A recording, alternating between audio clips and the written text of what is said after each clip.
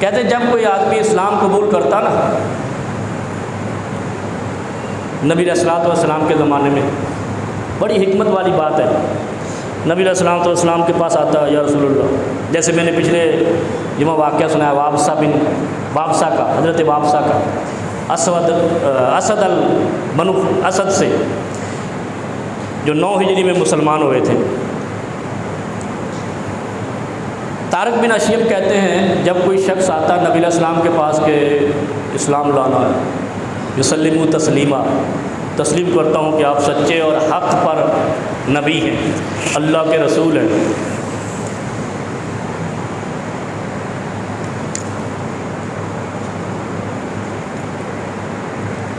تو نبی علیہ السلام اس کو نماز سکھلاتے ہیں،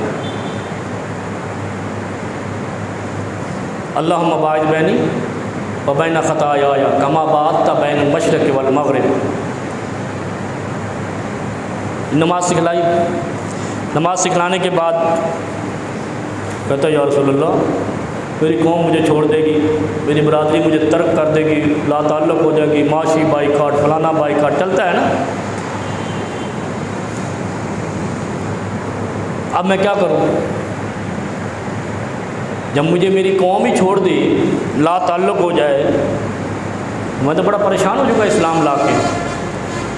نبی علیہ الصلوۃ والسلام نے ایک بڑی باتیں 2 ہیں لیکن ابھی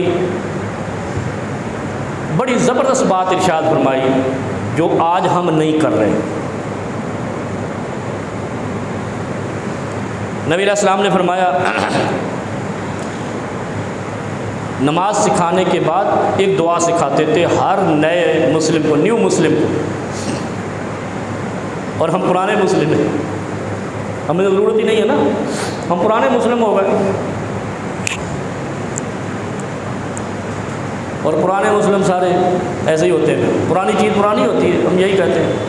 وہ ایک نے ڈاکٹر عامر لیاقت تھا نا، اس کے پروگرام میں قاری صاحب نے، قاری خلیل الرحمن جاوید صاحب نے کہا، جو کسی نے کوئی روایت بیان کی، جی نبی علیہ السلام نے یہ فرمایا، انہوں نے کہا یہ روایت تو محدثین نے ضعیف قرار دی ہے نا، ضعیف کا مطلب ہے اس میں عمل نہیں ہے، قابل عمل نہیں ہے۔ تو عامر لیاقت ایسا جاہل آدمی تھا، وہ کہتا ہے اسلام نے تو ضعیفوں کی قدر کرنے کا حکم دیا ہے، ضعیف بوڑھے بزرگوں کی۔ اب اس کی علمیت کی سطح دیکھو، ایسے ہی مسلمان ہیں پرانے، ضعیفوں کی قدر کرنے کا حکم دیا نا، جو ضعیف ہو جائے، بوڑھا بزرگ ہو جائے، اس کی عزت کرو، اس کو کھانا کھلاؤ، اس کو راستہ دکھاؤ۔ اب وہ کہہ رہا ہے کہ جو روایت میں ضعیف ہو جائے، حدیث میں جو ضعیف ہو اس کی بھی قدر کرو، تو صحیح کو کہاں کرے گا؟ پھر صحیح کدھر لے جائیں، مرفوع کدھر لے جائیں، حسن لے جائیں، کدھر؟ جو صحیح روایت ہے وہ کہاں کرے؟ وہ ضعیف جو روایت میں ہوتا ہے اس کا مطلب وہ قابل عمل نہیں ہوتی۔ ہم ایسے ضعیف مسلمان ہیں جن کو یہ پتہ نہیں کہ روایت میں ضعیف جو ہے نا وہ کیا اس کی۔ نبی علیہ السلام کے پاس نئے مسلمان آتے، پریشان ہوتے کہ اب قبیلہ چھوڑ دے گا، برادری چھوڑ دے گی، حتیٰ کہ جو سردار ہوتے تھے، طفیل ابن عمر دوسی، دوس قبیلے کے جو سردار تھے وہ بھی مسلمان ہوئے، تو اب تو میری سرداری ختم۔ جب کوئی نیا مسلمان ہوتا اپنی پریشانی بیان کرتا، ہم بھی پریشان ہیں نا یار، کون ہے جو کہے اللہ کا شکر ہے میرے پاس بڑا رزق ہے؟ زرداری بھی نہیں ہے یہ کہتا، نواز شریف بھی یہ کہنے کو تیار نہیں ہے، اگر یہ کہنے کو تیار ہوں تو مرے نہ اس اقتدار کے لیے، لوٹ کھسوٹ کے لیے، اور نہ مرے، اللہ کا شکر کر کے سائڈ ہو جائے۔ یہ دعا ہے جو آپ کو صبر سکھلائے گی، آپ کے آنگن میں رزق کی فراوانی لائے گی، آپ کے دل کے اندر اور دل و دماغ میں اطمینان لائے گی۔ یہ ان لوگوں کے لیے تھی جو لٹے پٹے آتے تھے، برادریوں نے چھوڑ دیا، خاندان نے چھوڑ دیا، قوم نے چھوڑ دیا، معاشی بائیکاٹ کر دیا، اب کیا کریں؟ اللہم اغفر لی وارحمنی وعافنی وارزقنی، یہ دعا اکثر یاد ہوگی، لیکن یہ دعا 2 جگہوں پہ پڑھنی ہے۔ ایک تو یہ عام حالات میں بھی پڑھنی ہے جب آپ سمجھیں کا موقع ہے،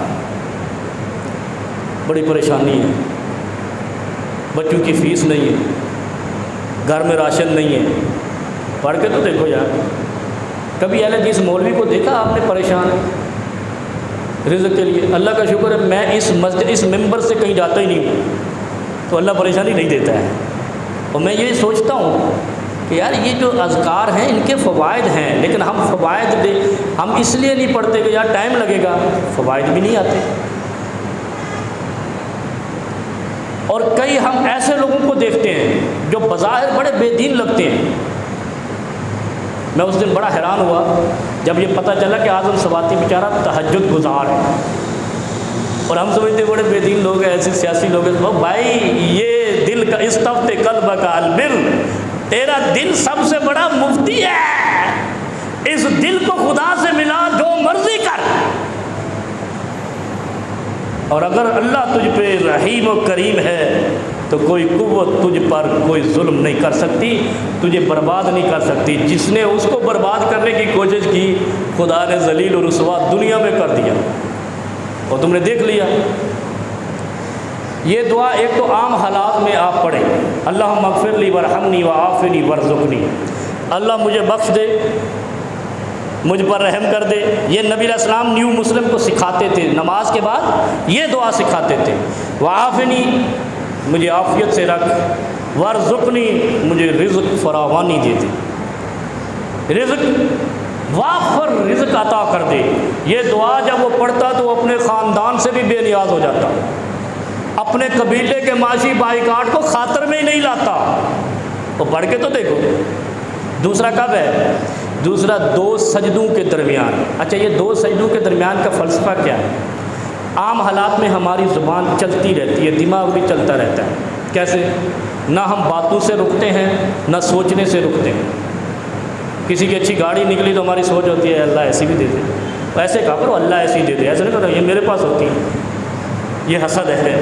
اور اگر کہا جائے کہ اللہ ایسی ہمیں بھی عطا کر دے، وارزقنی، دوسرے کے رزق کو اپنا نہیں سمجھو، خود اس جیسا رزق خدا سے مانگو۔ اللہم اغفر لی وارحمنی وعافنی وارزقنی، چار جملے ہیں، چار لفظ ہیں۔ نبی علیہ السلام ہر نیو مسلم کو بتاتے تھے، اور پھر وہ کیا بن جاتا؟ علاقے کا گورنر بن جاتا۔ جس کو اس کی قوم بھوکا مارنا چاہتی تھی، اللہ اس کو سردار بنا دیتا۔